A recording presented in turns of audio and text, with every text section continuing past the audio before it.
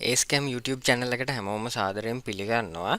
මේ video series එකෙන් මම බලාපොරොත්තු වෙන්නේ කොහොමද මේ වගේ ස්ක්‍රූ ඩ්‍රයිව් එකක් ලේසියෙන්ම SOLIDWORKS use කරලා මොඩල් කරන්නේ කොහොමද කියලා පෙන්වන්නයි. ඒකේ පළවෙනි වීඩියෝ එක විදිහට අද මම මේකේ හැන්ඩල් එක ඩිසයින් කරන හැටි මේ වීඩියෝ එකෙන් පෙන්වනවා. ඒකට මම අලුතෙන් පාර්ට් ෆයිල් එකක් ඕපන් කරගන්නවා. මේකේ හැන්ඩල් එකේ ෂේප් එක මම රිවෝල්ව් කරලා තමයි හදන්න ඉන්නේ. එතකොට ඒකට මම টොප් ප්ලේන් එක සිලෙක්ට් කරගන්නවා මගේ ස්කෙච් එක ඇඳගන්න. මට ඕනි ප්‍රොෆයිල් එක මම මේ විදිහට ඇඳගන්නම්. මට රිවෝල්ව් කරගන්න ඕනි ප්‍රොෆයිල් එක.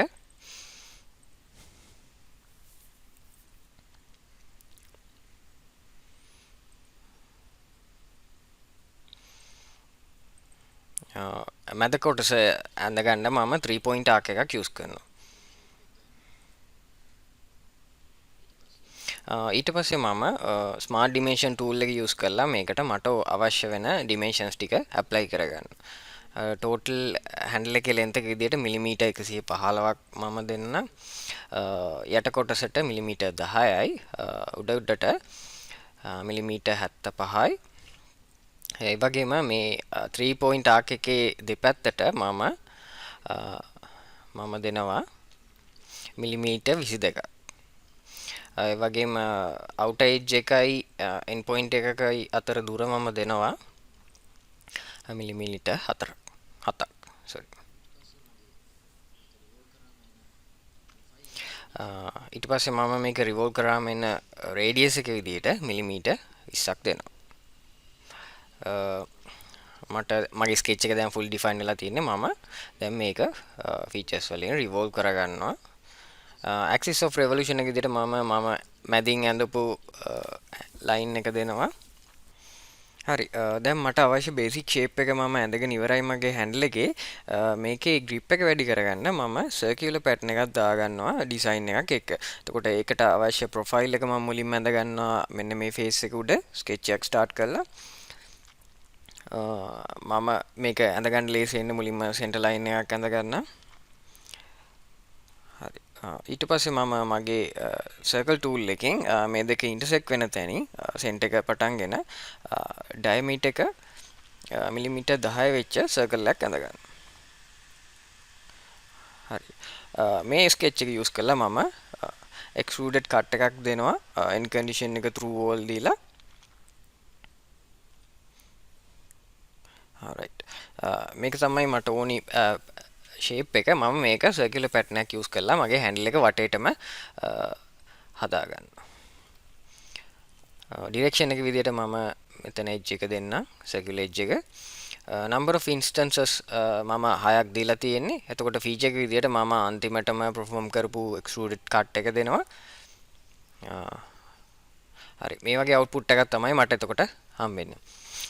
ඊළඟට මම කරන්න යන්නේ මේකේ පහලින් හයි වෙන මෙටල් පාර්ට් එකට අවශ්‍ය වෙන ඒක ෆික්ස් කරගන්න අවශ්‍ය වෙන ක්ලියරන්ස් එක හදාගන්න හෝල් එකකින්.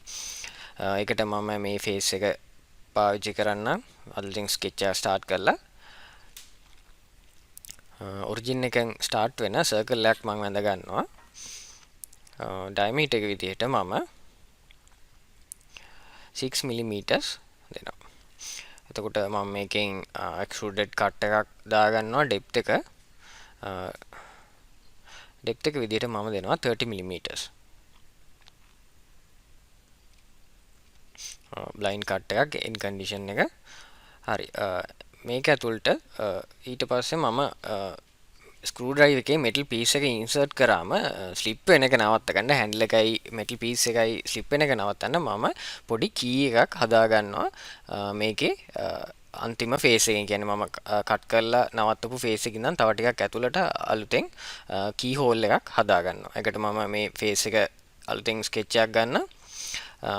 ඒකටත් මම sketch එකෙන් polygon tool එක අරගෙන මේ වගේ polygon එකක් ඇඳ ගන්නම්.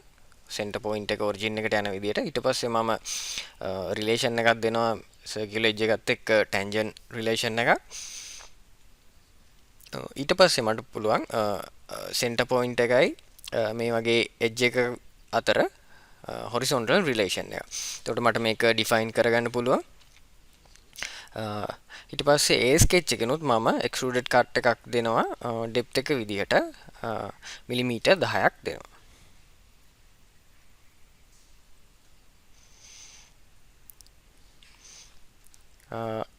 මම සෙක්ෂන් view එකක් අරන් පෙන්නන්නම් කොහොමද මගේ කට් එක තියෙන්නේ කියලා. මෙන්න මේ වගේ තමයි තියෙන්නේ. එතකොට මට මේක මගේ මෙටල් පීස් එකත් එක්ක හැන්ඩල් එක ස්ලිප් වෙන එක නවත්ත ගන්න පුළුවන්.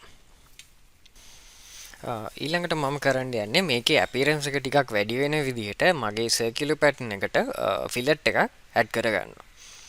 මේකට මම ෆිලට් ටූල් එක අරගෙන මගේ ෆිලට් පැරාමීටර් එහෙම නැත්නම් ෆිලට් රේඩියස් එක විදිහට මිලිමීටර් එකක් මම පාවිච්චි කරනවා. ඊට පස්සේ මෙන්න මේ වගේ මගේ එජස් ටික මම සිලෙක්ට් කරගන්නවා.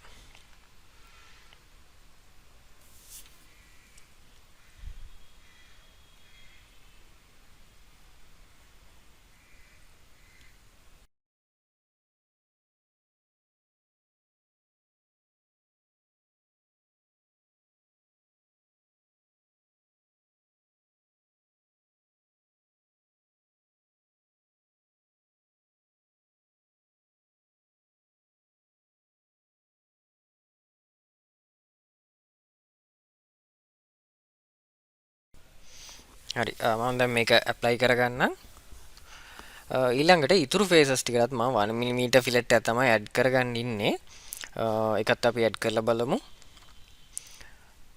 මම මේ වගේ টොප් ෆේස් එකටයි අතරමැද තියෙන ෆේස් එකටයි මෙන්න මෙතන යටම් ෆේස් එකේ එජ් එකටයි 1 mm ෆිලට් එකක් මම ඇඩ් කරගන්නවා. මේ වගේ අවුට්පුට් එකක් තමයි මට හම්බෙන්නේ.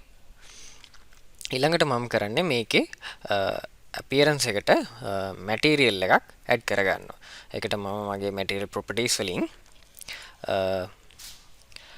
ප්ලාස්ටික්ස් වල මම ABS කියන මැටීරියල් එක ඇඩ් කරගන්නවා.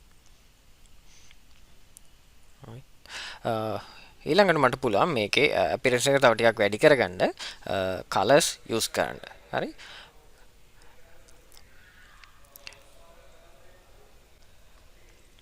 මම අයිග්ලොස් එකෙන් වයිට් එක සිලෙක්ට් කරගන්නම්.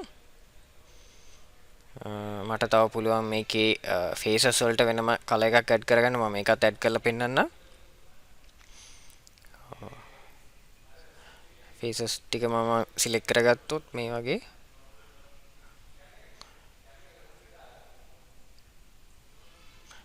නිල් පාට මේ වගේ කලර් එකක්